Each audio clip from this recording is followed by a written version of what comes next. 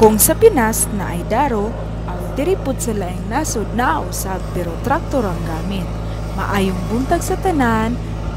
So today, I will share you guys the process of paunsa mi magtanom og grass hay every summer. So para na ami mapakaon sa mga hayop every winter.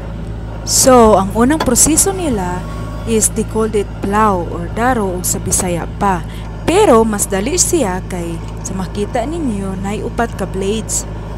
While sa Pinas, isa ra ka blade, unya, kabaw pa jud ang gamit. Makahinomdom jud ko sa una guys sa mong panginabuhi. Mausad nga, makarelate trapod ko gamay ng ani. Pero lahi lang to ang among gitanom sa una kay mga pagkaon man to like mais or mga gulay. While dire, ang ilahang itanom ani kay pakaon og ilahang mga hayop. Di pareho sa Pinas nga ang atong mga hayop pwede ra jud nato itugay sa palibot kay naara man jud makaon nga sagbot sa palibot, while dire ini winter wala jud kay makita sagbot sa palibot, puro jud mapatay. So maong mag-ingon ani jud mi, mananom jud mi every summer kay para ini ka winter ang among mga kahayupan naara jud siya makaon. Unya, ug mamalit pa jud mi dire og grass hay, mahal pa jud kaayo like sama last year and this year. Na-short mi sa mong mga pagkaon sa mong mga kahayupan. So, kinahanglan jud mi mamalit. Unya, mahal jud kaayo dire, mas mahal pa kaysa magtanom. Maong maningkamot na lang jud nga magtanom na lang jud ug pwede jud makatanom.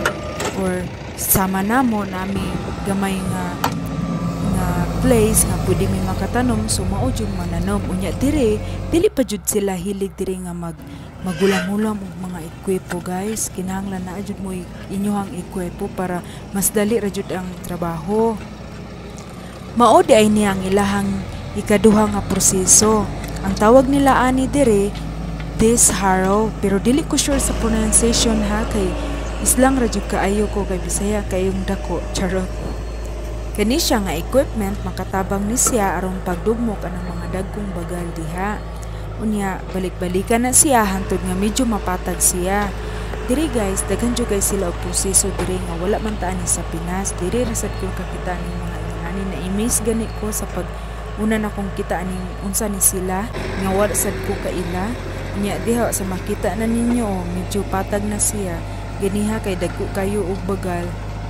Diha dili jud na undangan og balik-balik hantod nga dili jud na madugmok ng mga bagal diha.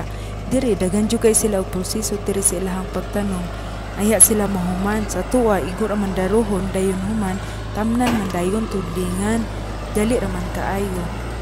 Niya ang sunod ani kana field cleaner ang tawag nila na dire. Unya ngano man ang inganaon pa man jud na daghan man jud kayo puti. Unya makatanaw na ko makatabang na kay ina mag-plain ra siya sa field. Pero nindot sad siya lang taon kay limpyo jud pud kaayo kahuman.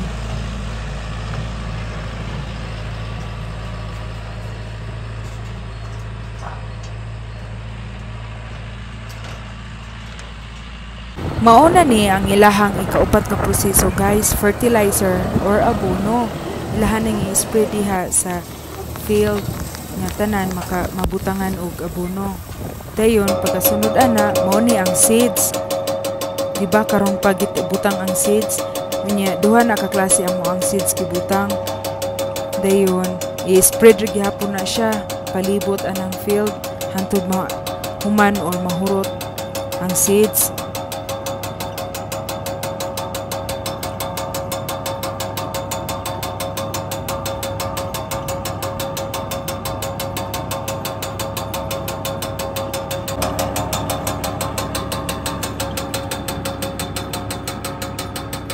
Mao di ay niyang ikaunom nila nga proseso guys. Itawag nila ng og chain harrow.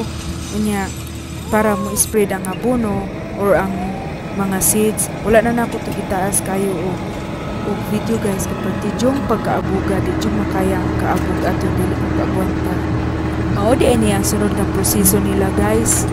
Tawag nila ni og corrugator or sa tuwa pa ni mura man itudlingan ang field. Diba? Kung nagiuna pa ang mabuno o ang seeds ay pag-ingon ani, lahi ra jud sila kayo diri og mga proseso sa pagtanom. Pero Dili day na pud para pud sa seeds or abono, para di ay na sa tubig later. Agian na sa tubig, makita sa dat ninyo nga diha day mo agi ang tubig kung naanan na yung tubig. Unya kani siya same ra din siya og name atong isa corrugator, pero lahi lang siya klase nga equipment. Unya gidouble din na niya kay para make sure nga wala kayo mga bagal mabutang sa gihimo niya nga murag tuding or agian na sa tubig later.